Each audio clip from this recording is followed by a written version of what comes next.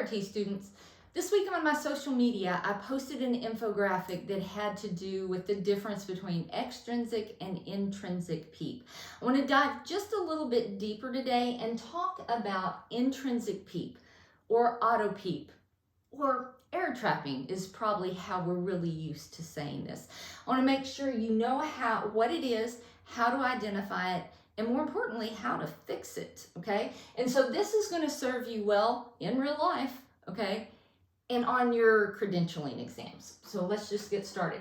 So here's what I want you to know. I think a lot of times we memorize certain things and we don't understand it. So today we're going to strive to understand that auto-PEEP is actually air trapping and how we see it on the ventilator. How do you know your patient's air trapping? I'm going to show you on the vent how to see it. So we're going to talk about the flow time waveform, the expiratory hold maneuver, and then once you know you have intrinsic PEEP, once you know you have air trapping, how do you fix it?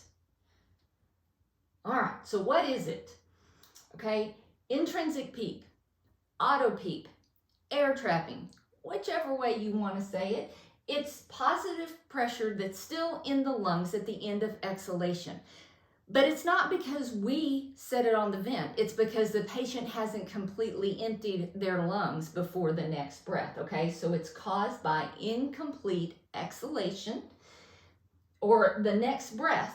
Okay, so on the ventilator, the vent pushes a breath in before the patient has finished exhaling all of the previous breath, okay? So air is still leaving the lungs when the next breath starts.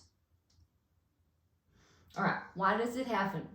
Basically, it happens because the patient doesn't have a long enough expiratory time. Their expiratory time is too short. Now that may be because they have a high respiratory rate, because they have large tidal volumes, or they have an inadequate peak flow set. But it can also happen with the obstructive disease states. Okay, so think CBAVE. So bronchospasms, inflammation, excessive secretions, those are the anatomical alterations within those obstructive disorders that can create air trapping.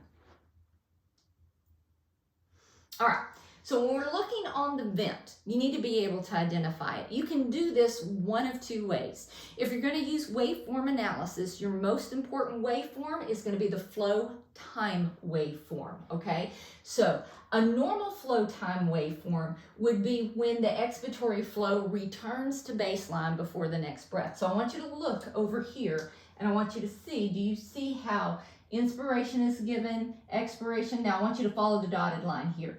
Do you see how the dotted line, the dotted line comes up here.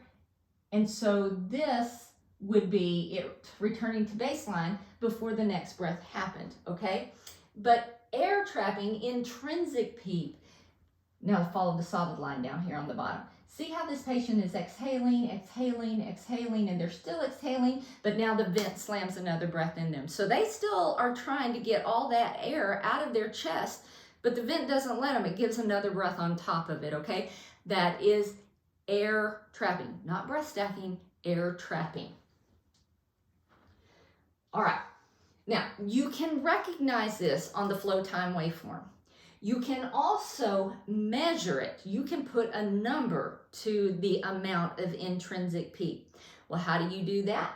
You incorporate an expiratory hold maneuver. So at the end of exhalation, you're not going to let the patient take another breath in. You're going to hold their breath at the end of exhalation. The vent's going to pause. It's going to equalize the pressure in the alveoli, and then it's going to give you a total PEEP number. Now, every vent's a little bit different, I understand, but I'm going to talk about the application. So the vent can give you the total PEEP number.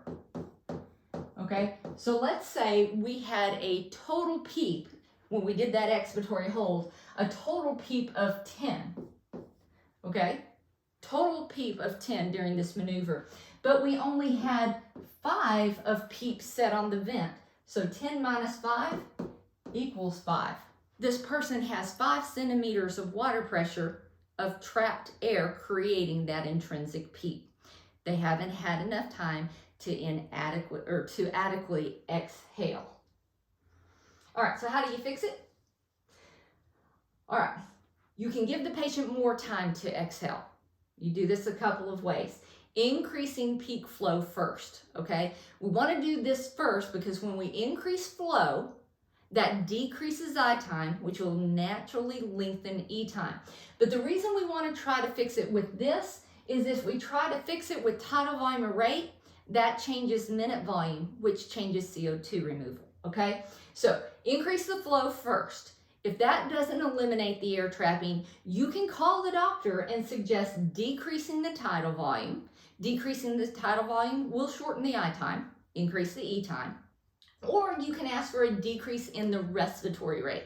Now, decreasing the respiratory rate doesn't change I time, but it changes the whole window of time, so therefore it will actually increase E time. All right? So these are the things you can do to change the IE ratio, okay, to give a longer expiratory time. Now, if you can't give them more time to exhale and that's not working, you got to think about how to make the airway bigger. It's kind of like a traffic jam when you go from, when the interstate goes from 4 lanes to 1 lane, you know how traffic backs up? Well, how does that traffic start flowing again? You make the lanes bigger. So if your airway's small, you got to make the airway larger so all the air can start coming out faster. Okay, so we can do that. If they have a bronchospasms, we can give them a bronchodilator. If they have airway inflammation, maybe they need inhaled corticosteroids or IV steroids. If they have secretions, suction them or do some other form of airway clearance therapy, okay? So these are the main things that can be done. The things that can be done to change the IE ratio, the things that can be done to make the airway bigger. But one other trick that we do have is to add a little bit more extrinsic PEEP, increase the PEEP on the ventilator. And this works predominantly with emphysema, because with emphysema, what happens is those terminal bronchioles, when the patient goes to exhale, they go boop, and they prematurely collapse, and all that air is stuck in their alveoli. So we can add a little bit more PEEP from the vent, and that will stent open those airways so the patient can have more of an opportunity to exhale that air that's trapped in their alveoli. All right, so here's your final takeaways. If the expiratory flow does not return to baseline before the next breath, you have intrinsic PEEP. Your main thing is to try to give them a longer E time, okay? If you can't do that, make a bigger airway. If they have emphysema, add a little PEEP, okay?